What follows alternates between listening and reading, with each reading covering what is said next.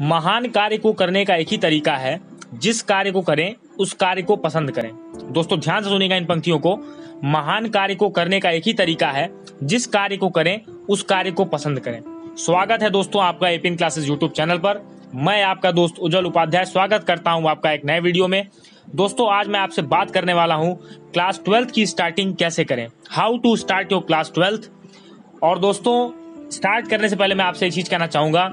देखिए दोस्तों, class 10th और क्लास 12th बहुत ही इंपॉर्टेंट क्लास होती है हमारे स्टूडेंट लाइफ में, खास करके क्लास 12th, जिसके परसेंटेज बहुत ज्यादा मैटर करते हैं, चाहे वो सोसाइटी में हो, चाहे वो एजुकेशनल के लिए जरूरी हो।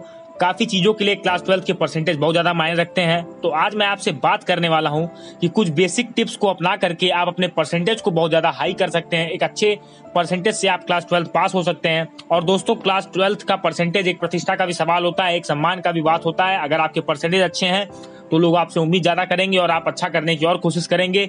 आपको एक तरह से मोटिवेट करता है क्लास 12th का परसेंटेज। आज मैं आपसे कुछ बेसिक टिप्स शेयर करने वाला हूं, जिसकी मदद से आप क्लास 12th में अच्छे परसेंटेज लेकर के आएंगे। दोस्तों ये जो वीडियो है सभी बोर्ड वालों के लिए है, UP board, CBSE board, Bihar board, Madhya Pradesh board, Chhattisgarh, कोई भी बोर्ड हो, सबके लिए कॉमन वीडियो है। तो आप मेरी बातों को बस ध्यान से सुनिएगा।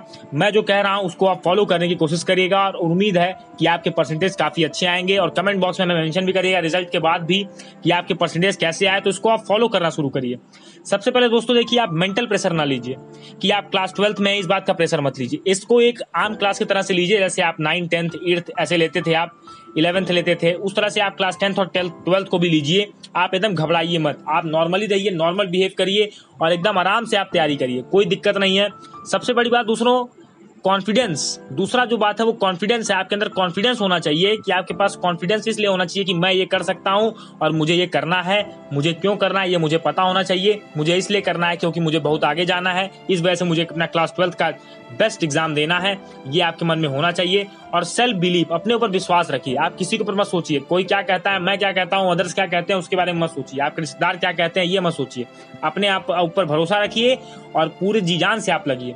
मैं आपको यहाँ पे कुछ टिप्स शेयर करने वाला हूँ, जिसकी मदद से आप क्लास 12th के परसेंटेजेस काफी अच्छे लाएंगे।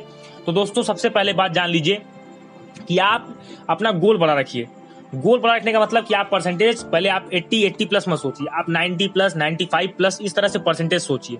अगर आप उतना सोचेंगे तो आप 95 अगर आप सोचे हैं तो 90 के लिए आप मेहनत करेंगे और 90 आपका आएगा और 95 प्लस भी आ सकता है। अगर आपका गोल बड़ा है, अगर आप मेहनत कर रहे हैं तो गोल बड़ा रखिए, छोटा मत करिए। मुझे पास होना ये मत सोचकर पढ़िए। अगर आप पढ़ने में उतने तेज नहीं है, आप क्लास 11 तक बहुत तेज नहीं रहे हैं, तो भी 12th में आकर ये मत सोचिए। दोस्तों 12th की जर्नी एक नई है, सफर एक नया है, तो आपको मेहनत करेंगे तो आपको उसका आउटपुट मिलेगा ही। तो इसलिए आप अपना गोल बड़ा रखिए। दूसरी चीज, बेसिक बुक्स को फॉलो करिए। जैसे अगर आप सीबीएसई बोर्ड में पढ़ते हैं, मैं आपको सीबीएसई बोर्ड का यहाँ पर एग्जांपल देता हूँ, तो आप एनसीईआरटी बुक्स को ज्यादा फॉलो करिए। जैसे उनकी बुक एनसीईआरटी है जो भारत सरकार द्वारा चलाई जाती है, हालांकि अब यूपी बोर्ड का भी सिलेबस एनसीईआरटी बेस्ड कर दिया गया है। तो मैं दोनों ही बोर्ड के लोगों से कहना चाहूंगा और अदर बोर्ड के बुक से लोगों से कहना चाहूंगा कि जो बुक्स बेसिक बुक्स हैं आपकी, आप उन्हीं को फॉलो करिए, अदर बुक्स को आप मत टच करिए। अगर आप बोर्ड एग्जाम के लिए जा रहे हैं, तो कॉम्पिटिटिव एग्जाम के लिए जा रहे हैं तब बात अलग है, लेकिन अगर आप बेसिक आपका तैयार रहेगा तो आप बहुत ही आसानी से कॉम्पिटिटिव एग्जाम को भी क्रैक कर सकते हैं। दोस्तों इसमें कोई दो राय नहीं है। सबसे बड़ी बात दोस्तों, प्रीवियस ईयर पेपर। तीसरी बात जो मैं आपको बताना चाहता हूं, प्रीवियस ईयर पेपर ये इंपॉर्टेंट क्यों है, क्योंकि आपको एक आइडिया देते हैं। और प्रीवियस ईयर पेपर ये नहीं कि आप तुरंत लगाए लेंगे, सिलेबस को कंप्लीट कीजिए, फिर आप प्रीवियस ईयर पेपर लास्ट के 2 मंथ्स 1 मंथ में आप सॉल्व करना शुरू कर दीजिए। उस प्रीवियस ईयर पेपर से आपको पेपर का आइडिया लग जाएगा, तो जब आप एग्जाम देने जाएंगे तो आपका हेडेक जो है दूर हो चुका होगा और आप बहुत ही आसानी से पेपर को देंगे और बहुत अच्छे से आप पेपर देंगे।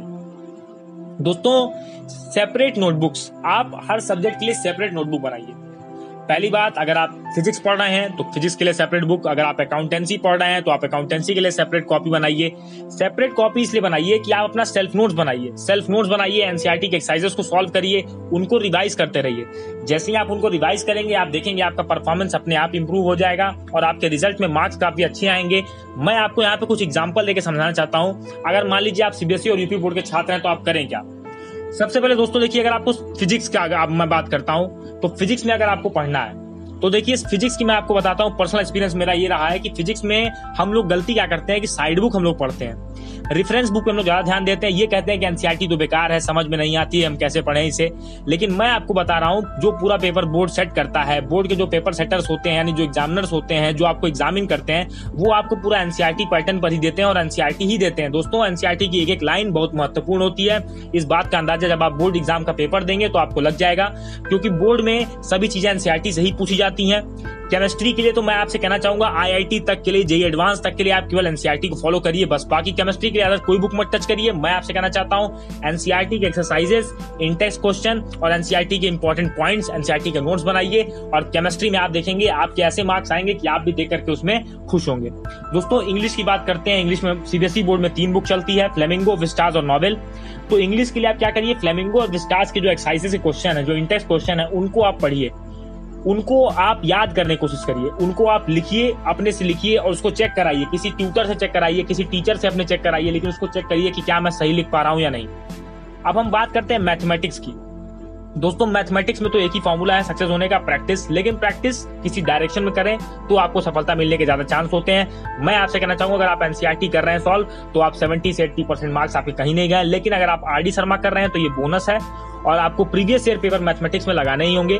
आपका कॉन्सेप्ट अगर क्लियर हो जाएगा तो आप बहुत ही आसानी से एनसीईआरटी और बहुत ही आसानी से मैथमेटिक्स में अच्छा करेंगे। सिलेबस को सिंप्लीफाई करिए, मैथ्स को आप पार्ट बाय पार्ट में तोड़िए, कैलकुलस को अलग तोड़िए, फंक्शंस को अलग तोड़िए, ट्रिग्नोमेट्री को अलग तोड़ के लगाइए। तो पार्ट बाय पार्ट आप जब सिलेबस कंप्लीट करते चले जाएंगे प्रोबेबिलिटी में, तो इस तरह से आप सिलेबस तोड़ेंगे तो आप देखेंगे आपका जो भी चीजें होंगी बहुत ही आसानी से आप उसको कर लेंगे। और दोस्तों बाकी जो सब्जेक्ट्स आप लेते हैं, चाहे आप कंप्यूटर लेते हो, चाहे फिजिकल एजुकेशन लेते हो, चाहे आप अदर सब्जेक्ट लेते हो, तो बेसिक बुक्स को फॉलो करिए। सबसे पहले आप जान लीजिए प्रीवियस ईयर पेपर। और मैं आपको बताना चाहता हूं कि आप फिजिक्स में केवल एनसीईआरटी की बुक और प्रीवियस ईयर पेपर सॉल्व करिए। इतना बहुत है, इतना एनफ है दोस्तों। 90+ मार्क्स आपके कहीं नहीं गए हैं। तो मैं आपको बताना चाहता हूँ केमिस्ट्री में आप क्या करिए, केवल एनसीईआरटी फॉलो करिए, आप प्रीवियस ईयर पेपर भी मत करिए। मैं आपको केमिस्ट्री में केवल एक ही बुक रिकमेंड करूंगा, एनसीईआरटी आप करिए और देखिए आपके परसेंटेज कहाँ पहुंचते हैं। इंग्लिश में आप बेसिक बुक्स को पढ़िए बहुत, अगर आपका मन है तो ओसवाल के सैंपल पेपर्स आते हैं उनको आप पढ़िए, क्योंकि ओसवाल के सैंपल पेपर्स दोस्तों अच्छे होते हैं, अच्छे क्वालिटी के होते हैं, तो इसलिए आप उसको पढ़ सकते हैं क्योंकि उसमें क्लियरिटी रहती है, बाकी की तरह इधर उधर से नहीं दिया रहता है, काफी टू द पॉइंट वो लिखते हैं और अच्छी होती है। मैथमेटिक्स मैंने आपको बता दिया कि आप RD Sharma, previous year paper और एनसीईआरटी। अगर आप दही कुछ आरडी शर्मा नहीं लगाना चाहते हैं, मोटी बुक है, तो आप प्रीवियस ईयर पेपर और एनसीईआरटी पे ध्यान दीजिए। इस तरह से आप शुरू करिए और अपने क्लास 12 की जो शुरुआत है बहुत आराम से करिए, जल्दी आइए मत। आप सिलेबस 2 महीने में नहीं खत्म कर सकते, इसकी मैं आपको गारंटी दे सकता हूं।